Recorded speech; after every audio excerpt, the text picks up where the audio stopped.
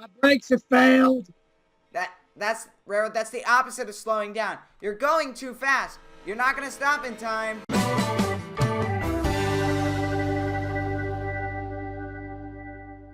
Hey guys, welcome back to another video, and in today's video we are back in Rails Unlimited, and today we're checking out a few new locomotives, and we're also joined by Railroadpreserver. So yeah guys, let's get into the video. Alright, the first locomotive we are checking out is celebrating 4 years. Now obviously Rails Unlimited has been online for 4 years, online publicly that is, because of course a game needs to be tested for a while.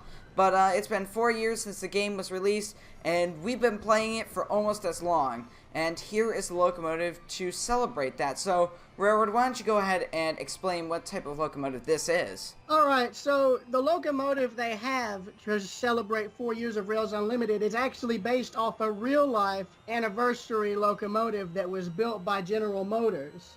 And I've actually got a picture of it up right now on my end, and I'll read out the caption for you.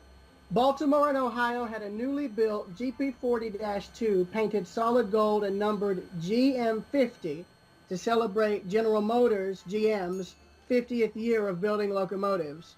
Known as the Golden Anniversary Special, it was painted a solid gold color, including its trucks, in other words, the wheels and all that. Eventually, it was repainted into chassis system colors in 1984. It numbered B4164.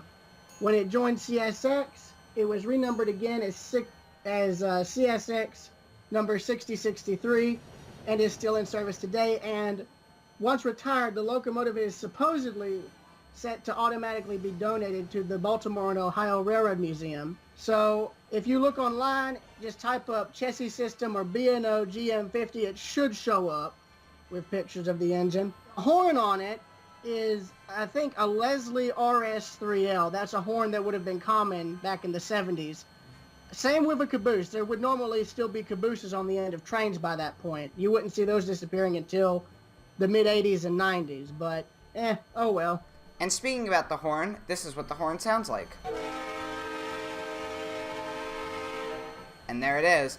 And one thing that I do want to note about this locomotive, it is extremely detailed in-game, which is really awesome. I love seeing these really detailed locomotives because it really does give life to the game, because, you know, a bland locomotive with barely any details on it seems a little, it kind of breaks the detail of the game. But when you have all of these little things like windshield wipers, you know, little connections between each rail piece, obviously not the railroad ties, but the railings on the side of the train.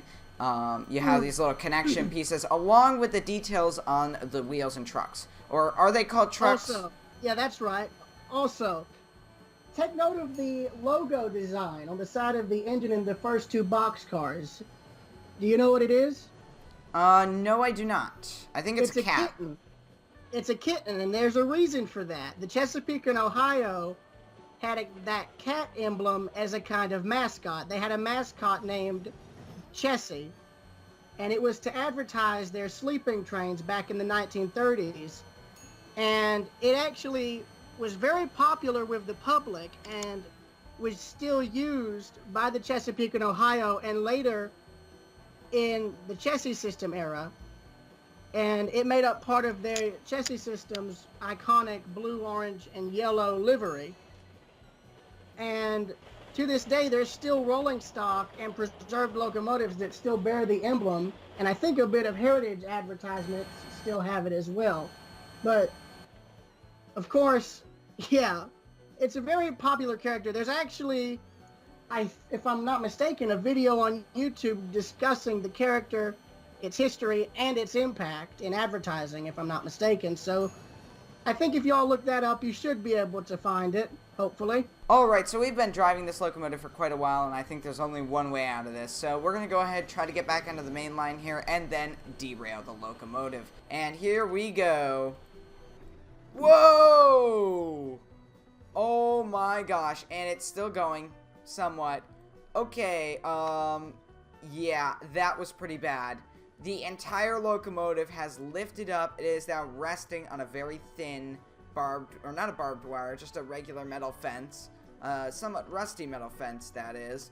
Yeah, this is an interesting derailment here. Alright, and as you can see, there are quite a lot of cars here on this brand new locomotive. So, Railroad, why don't you go ahead and explain the consist here, because there's quite a lot of these. Alright, so the two cars behind the engine are two chassis system box cars that are labeled for both that railroad and the former railroad, Baltimore and Ohio. Some of these cars are still in service today, but are now painted in the CSX livery. Behind it is a rail box car, which is also a box car that's still in service.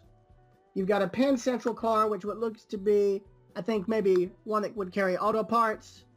And you've got a chassis system covered hopper with a BN covered hopper behind it. You've got a Sioux Line box car, a Milwaukee Road box car, and then at the end, two chassis system steel coil cars.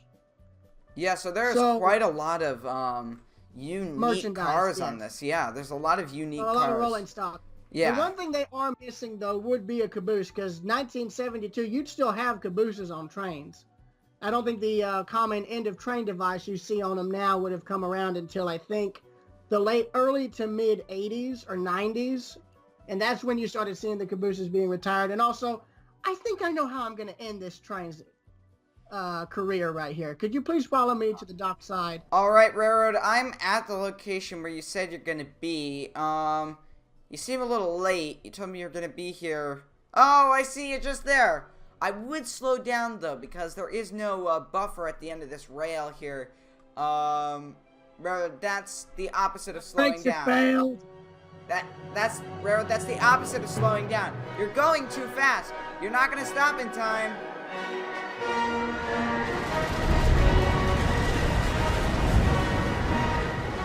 What did you think you were gonna do? Slide along the non-existent ice like in the Polar Express?